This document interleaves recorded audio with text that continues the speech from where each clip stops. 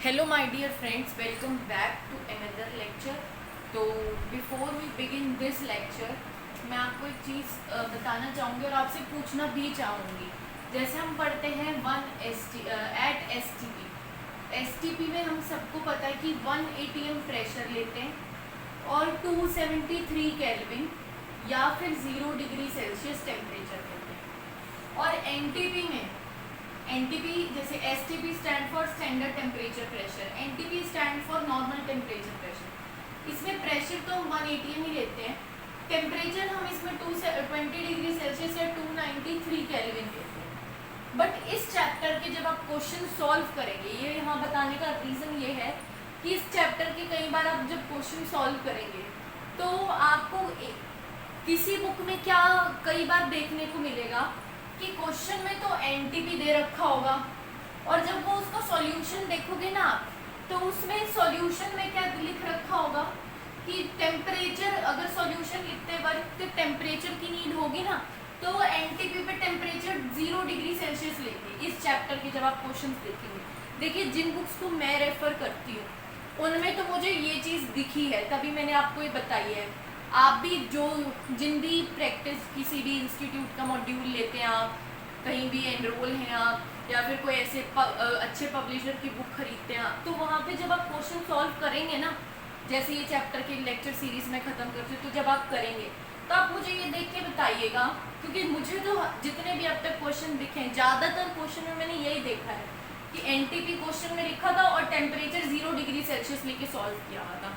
अगर आपको कहीं भी 20 डिग्री सेल्सियस लेके सॉल्व किया हुआ दिखे तो please let me know in the comment section please, वरना ज़्यादातर में तो मैंने यही देखा है। तो मैं इस कंफ्यूजन को क्लियर करना चाहती हूँ, अपनी भी और आपकी भी।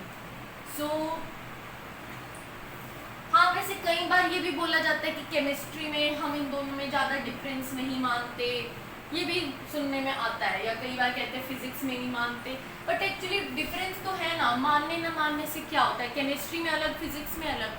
बट आप एक बार ये चेक करिएगा। चलिए इसी के साथ हम आगे बढ़ते हैं अपने थर्ड लॉ पे, that is Gay-Lussac law.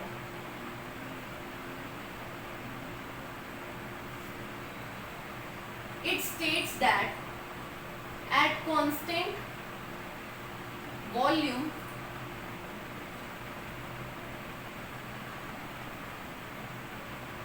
ratio of pressure and temperature remains constant. It says मतलब P upon T is a constant value at constant volume, so P1 upon T1 will be equal to P2 upon T2। इसकी जल्दी से derivation कर लेते हैं।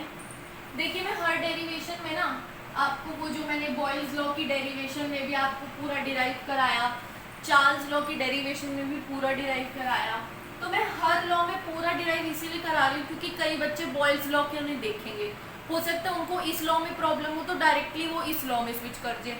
और अगर मैं सीधा उनको ऐसे लिख दूँ ना P V is equal to 2/3 kinetic energy, तो वो सोचेंगे कि ये कहाँ से आया, हालांकि मैंने ये बॉयल्स लॉ और चार्ल्स लॉ की डेरिवेशन में बताया है।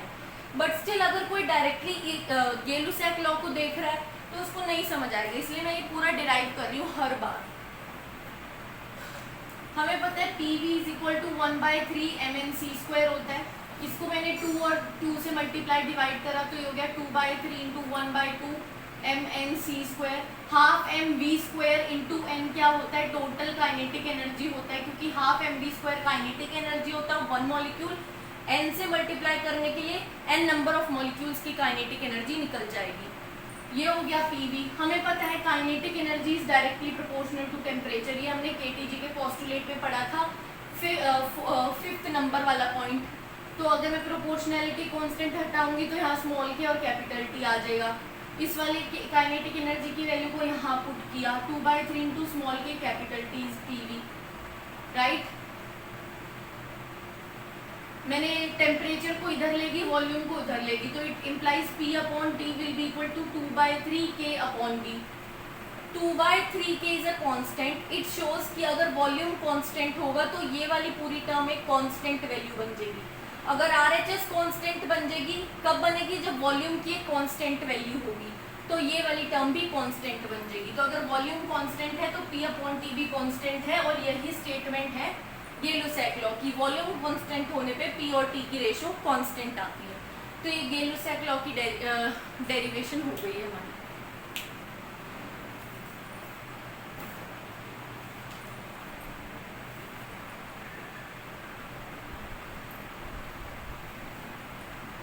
एक इम्पॉर्टेंट कन्वर्जन मैं बताना चाहती हूँ, एक ये याद रखना, 1 ATM is equal to 101325 pascal. इसको कई जगह होता है 10⁵ पास्कल डायरेक्ट भी लिख देते हैं। इसकी एग्जैक्ट वैल्यू ये होती है 1 ATM। 1 ATM is 760 mm of Hg। 1 ATM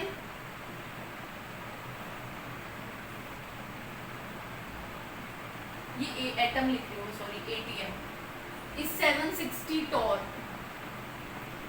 तो ये थोड़े इंपॉर्टेंट कन्वर्जन्स में साथ साथ बताती चली जाऊंगी, जैसे मैंने अपने शॉर्ट्स में भी बताया, तो मैंने आपको यहाँ पे भी इंपॉर्टेंट कन्वर्जन्स लिखवा दी। अब अच्छा, इससे एक चीज इंटरप्रेट होती है, 1 ATM 760 mm of Hg के बराबर है, 1 ATM 760 टोर की भी बराबर है, तो ये दोनों भी तो आपस में बराबर हुए। That means 760 mm of Hg is equal to 760 torr. 760 से 760 cut, that means 1 mm of Hg is equal to 1 torr. तो ये एक इम्पॉर्टेंट पॉइंट है, नोट कर लीजिए आप इसे।